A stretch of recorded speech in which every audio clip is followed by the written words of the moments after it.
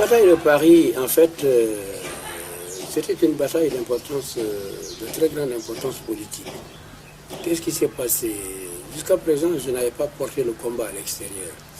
Mais M. Abdou Diouf avait décidé, après s'être déclaré candidat, à aller en France et à faire un discours devant l'Assemblée nationale. Il était invité par M. Laurent Fabius. Et il espérait, il s'était même arrangé pour avoir un label de démocrate et de celui qui a réalisé, a assuré la stabilité dans son pays. C'était une véritable campagne électorale. Alors j'ai estimé que les deux qualités qu'il réclamait ne lui étaient pas dues. Parce que M. Diouf n'est pas un démocrate. Absolument pas. Il exclut l'alternance, c'est-à-dire vous avez tous les droits, sauf l'alternance, en quelque sorte ce qu'il veut dire.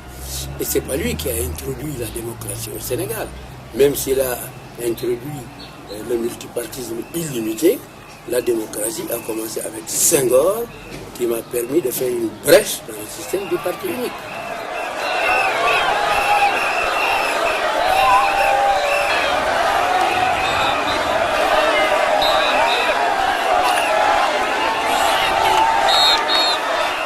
Organisé avec les leaders de notre coalition des manifestations à Paris. Nous avons envoyé nos députés et nous nous sommes rendus donc au Palais Bourbon. Devant le Palais Bourbon, nous avons obtenu une autorisation régulière de manifestation et nous avons fait cette manifestation. Alors, la portée de cette manifestation, c'est que, les Français ont compris parce que 5 télévisions ont rapporté les événements.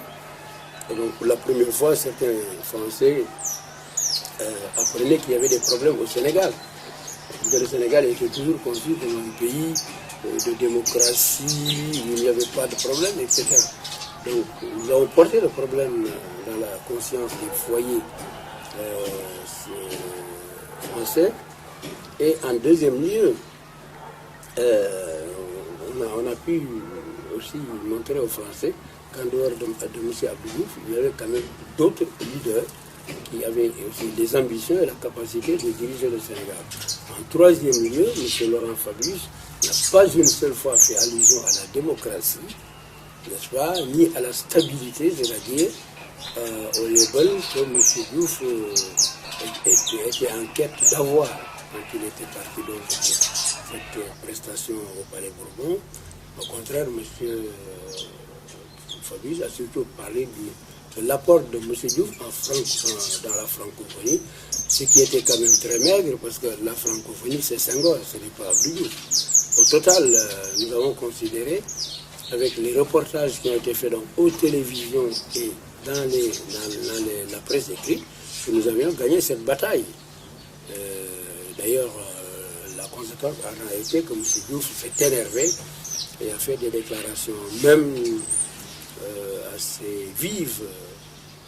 Ces partisans se sont tout simplement attaqués aux Français en estimant que les Français n'auraient pas dû permettre de telles manifestations au moment où un chef d'État venait chez eux. Et les Français leur ont répondu, écoutez, chez nous c'est comme ça.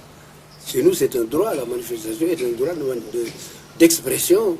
Alors nous n'avons absolument pas le droit d'empêcher à un groupe quelconque d'exprimer son sentiment sur son événement, si bien que cela a été aussi une leçon de démocratie pour M. Diouf et ses partisans. Mais au total, la bataille de Paris a été une victoire.